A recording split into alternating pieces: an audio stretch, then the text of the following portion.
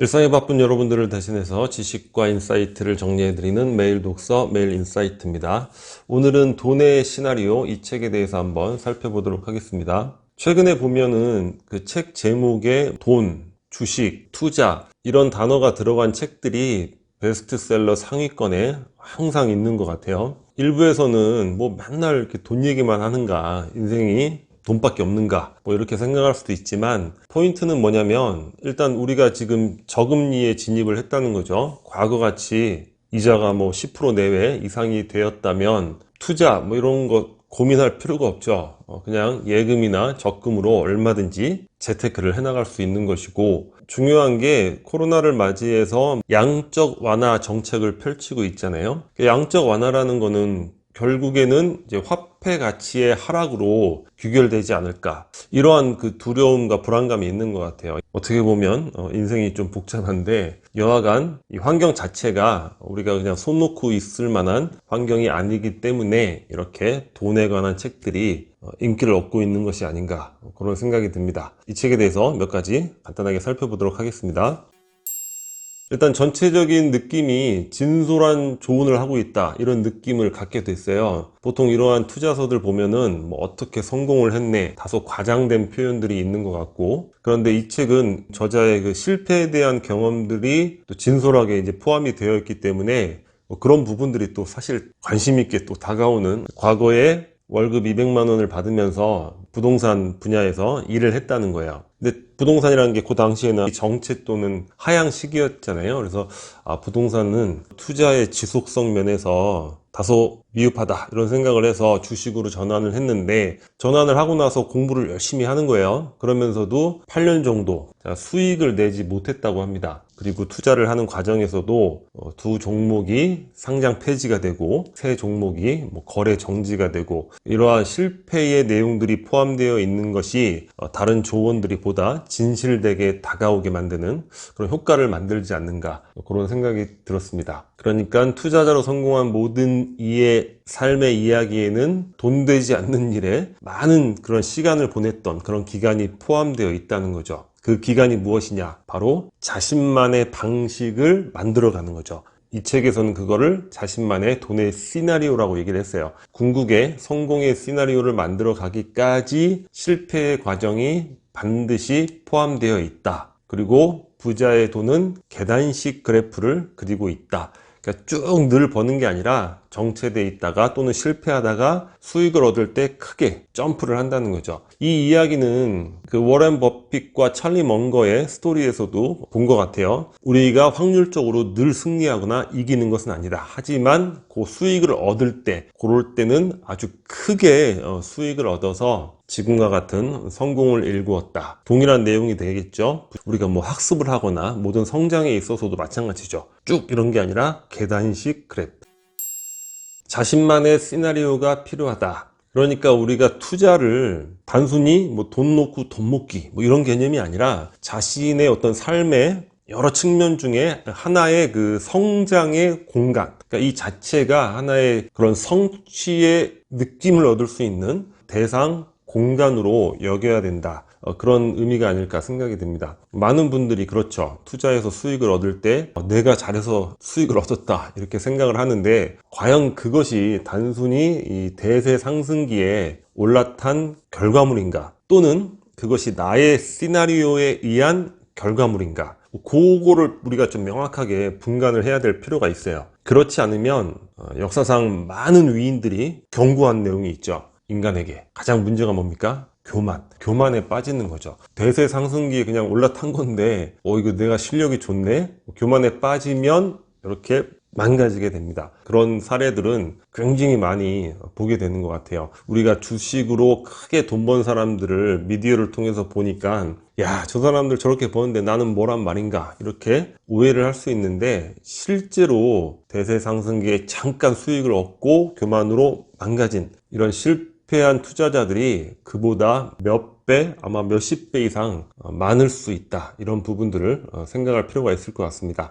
그래서 자신만의 시나리오를 반드시 만들어야 되는데, 그런 것들을 위해서 아까 얘기했듯이 돈이 되지 않는, 수익을 얻지 못하는 그런 시간들을 인내해야 되고, 최소한 내가 투자하고자 하는 그 대상 분야에 대해서 10권 정도의 책은 독서를 해야 된다는 거예요. 10권 정도는. 그리고 뱀의 혀를 가진 이들을 조심하라고 이야기를 하고 있습니다. 특히나 이런 대세 상승기에는 뭐 주식 리딩방을 한다거나 여러 가지 그 사기꾼들이 많이 출연을 하게 되어 있다는 거예요. 그런데 편승해서 사기를 당하거나 필히 조심하라.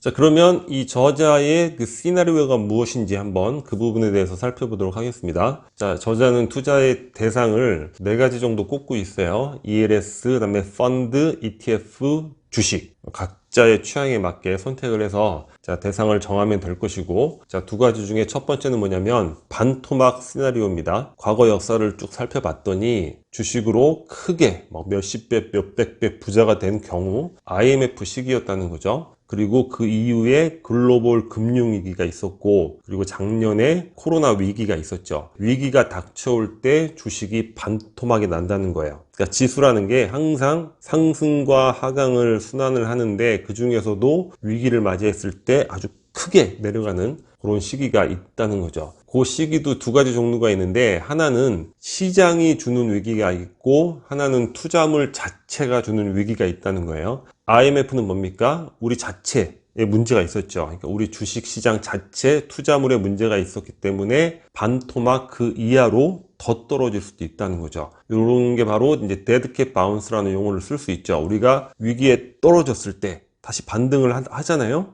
이때 이제 반등이 시작되는구나. 투자를 했는데 고양이가 위에서 밑으로 떨어졌을 때 살짝 폴짝거리는 거, 그러다 다시 떨어지는 이런 것들에 잘못 걸릴 수가 있다는 거예요. 그래서 투자물 자체가 주는 위험에는 반토막 그 밑으로도 갈 수 있다. 이 부분을 생각을 해야 되고, 글로벌 금융위기나 코로나처럼 우리 자체의 투자물에는 문제가 없는데 시장 자체에 문제가 생긴 거죠. 이런 경우에는 보통 한 반토막 정도에서 빠르게 회복하는 이런 경향이 있다는 거죠. 그래서 이러한 반토막 상황을 맞이했을 때 저자는 주식을 매수를 하고, 자, 매도할 때는 30% 수익 시기에 뭐 3분의 1 정도, 50% 수익 시기에 뭐 3분의 1, 70% 수익 시기에 또 나머지 부분들, 이런 식으로 이제 분할 매도를 한다는 거죠. 아니, 반토막이면 2배 정도의 수익을 얻어야지 왜 30, 50, 70이냐? 그렇게 이제 보수적으로 투자를 한다는 거예요. 안전하게. 여기서 의아한 게 반토막 시나리오 뭐 좋은 얘기고 우리가 일반적으로 많이 또 들어본 얘기긴 한데, 아니 10년에 한 번 올까 말까 하는데 뭐 이럴 때만 투자를 해야 됩니까? 이렇게 의문을 가질 수 있죠. 그래서 2번째가 뭐냐면 코스트 에버리징 시나리오입니다. 우리나라 주식을 예로 들면 과거에 5년 연속 계속 하락만 한 시기는 없었다는 거예요. 그래서 60개월 분할 매수법을 사용을 한다고 합니다. 동일한 금액으로 60개월 동안 계속 매수를 한다는 거죠. 지수는 상승 하락 위기를 반복을 하니까. 이럴 때 표 수익률을 10%에서 50% 구간으로 나눠 놓고, 또 10% 수익률에 또 일정하게 정해놓은 퍼센테이지를 매도를 하면서 그걸 다시 매수하는데 사용을 하는 거죠. 이런 식으로 쭉 투자를 해나가게 되면은 은행 금리 이상으로 수익을 얻을 수 있다는 겁니다. 이게 이 저자의 대표적인 2가지 시나리오인 것 같습니다.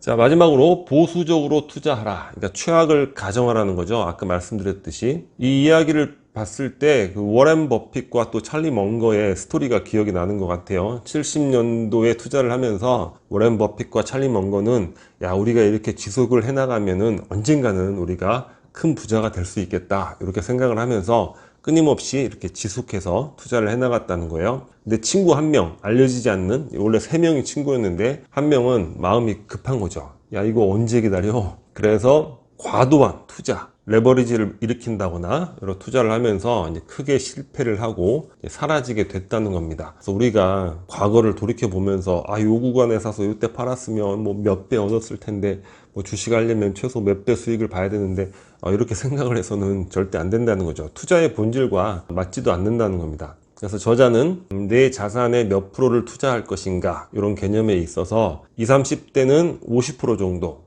굉장히 공격적이죠. 50% 정도면은 많은 분들이 막 100%에다가 빚까지 내서 투자하는데 그렇게 해서는 안 된다는 거예요. 왜냐? 그러면은 생활비 쓸 것도 없고 내 모든 것들을 잃을 수 있다는 그런 공포심으로 인해서 손해를 보고 매도하는 그런 상황도 발생을 한다는 거죠. 기다리지를 못하게 된다는 거예요. 그러니까 40, 50대 정도면은 한 30% 정도의 자산, 60대 이상이면은 무리하면 안 되겠죠. 20% 정도의 자산으로 이제 투자를 해나가는 것이고, 아까 말씀드렸듯이 단순히 뭐 돈 넣고 돈 먹고 이런 게 아니라 이 자체를 하나의 그런 자아 실현의 공간으로서, 성취와 보람의 공간으로서, 공부하면서 결과를 얻는 그런 공간으로서 생각하고 접근을 해야 된다는 겁니다. 그리고 반토막 시나리오 아까 말씀드렸죠. 보수적으로 30, 50, 70%의 분할 매도한다는 것이고, 무릎에 사서 어깨에서 팔아라. 많이 듣는 흔한 얘기지만 다시 한번 이 부분에서 되새겨 볼 필요가 있지 않을까. 이 책은 아까 말씀드렸듯이 진솔한 자신의 실패담, 그런 부분들, 그리고 진심 어린 조언, 이런 것들이 느껴지는 책이 아닌가 싶습니다. 진지하게 공부하고 자신만의 시나리오를 만들어서 금액이 크건 적건 관계없이 어떤 투자를 성취와 보람의 대상으로 삼고 임했으면 좋겠다. 이렇게 한번 결론을 지어볼 것 같습니다. 자, 오늘 영상은 여기서 마치도록 하겠습니다. 이 캐릭터가 구독 버튼이고요. 구독과 좋아요 많이 부탁드리겠습니다. 감사합니다.